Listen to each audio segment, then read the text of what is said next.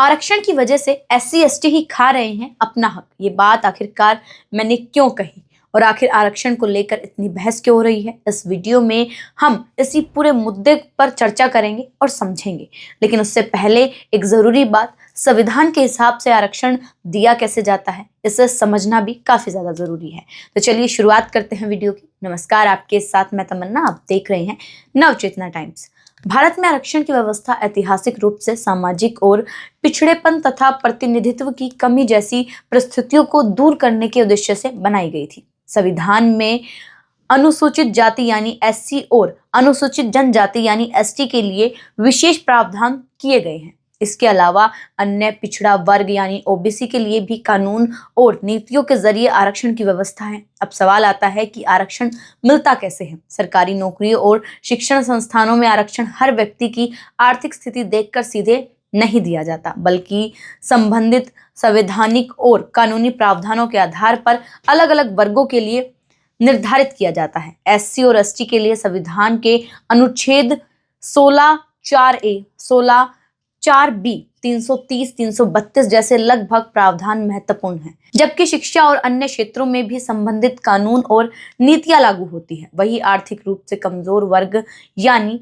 EWS के लिए संविधान के 103वें संशोधन के बाद अलग से 10% तक आरक्षण का प्रावधान किया गया है। लेकिन यहाँ एक बात समझना जरूरी है, आरक्षण का मतलब यह नहीं है कि किसी वर्ग के हर व्यक्ति को नौकरी या कॉलेज में सीट निश्चित रूप से मिल जाएगी। आरक्षण एक निर्धारित कोटा है और उसके भीतर भी उम्मीदवारों को संबंधित परीक्षा, योग्यता और नियमों को पूरा करना होता है। इसी आरक्षण व्यवस्था को लेकर आज देश में एक बड़ी बहस चल रही है। कुछ लोग मानते हैं कि आरक्षण ने वंचित वर्गों को आगे बढ़ने का अवसर दिया है, जबकि कुछ लोगों का सवाल है, क्या इसका लाभ वास्तव में सबसे जरूरतमंद लोगों तक पहुंच रहा है? आपको क्या लगता है?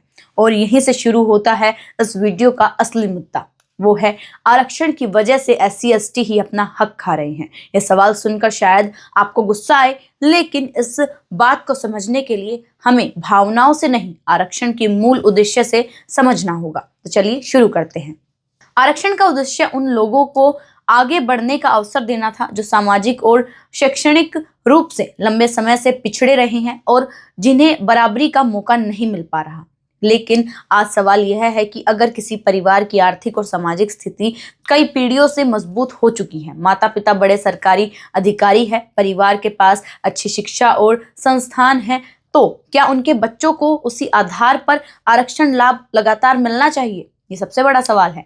मान लीजिए किसी परिवार में माता पिता IAS, IPS या टीना ढाबी, या फिर आप एग्जाम्पल ले सकते हैं चंद्रशेखर आजाद, मायावती जैसे बड़े बड़े नेता, बड़े सरकारी अधिकारी और सांसद, क्या उनके बच्चों को भी अच्छी शिक्षा, बेहतर सुविधाएं मिलनी चाहिए? आर्थिक सुरक्षा मिल रही है उन्हें अभी भी, तो क्या ये आर्थिक सुरक्षा आरक्षण के तौर पर उन्हें अभी भी मिलनी चाहिए? दूसरी तरफ उसी समुदाय का कोई वर्ग गरीब परिवार है जिसके बच्चे आज भी संसाधनों के लिए सक्षम नहीं है, संघर्ष कर रहे हैं, तो सबसे बड़ा सवाल उठता है, आरक्षण का लाभ पहले किसे मिलना चाहिए?